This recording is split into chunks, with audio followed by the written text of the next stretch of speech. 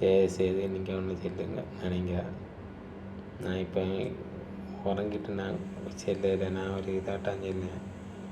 ஒரு ஆள் தப்பாக சொல்லுன்னு சொல்லிட்டு நீங்கள் ஒன்றா இதாக உண்டா. ஒரு ஆள் வாசிச்சேன்னா அந்த வாசியை மனசுக்குள்ளே வச்சுட்டு ஓடி ஓடி நடங்க. நம்ம கையில் தான் வைத்து நடக்கும்.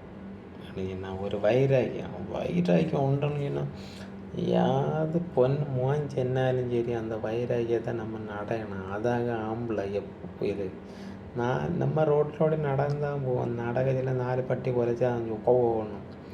அதெல்லாம் நம்ம மாற்றி வச்சுட்டு நம்ம நடந்து 2 தடவை குறைச்சி 3 தடவை நம்ம திரும்பி பகுதியில் ஒன்றும் சத்தம் கிடாக நிற்கும். அவன் என்ன செல்லியானா அது 2 மிச்ச மாட்டு சில மாருளுக அப்பா மாரோ எல்லாம் நல்லா குடிகாரரு. நல்லா அவையே தான் குடிகாரன். நம்மளாம் குடிச்சிட்டு கிடக்குன்னா அப்படி குடித்தாங்க. ப்ளீஸ் நான் உங்களை தயவு செய்து கும்பிடியேன்.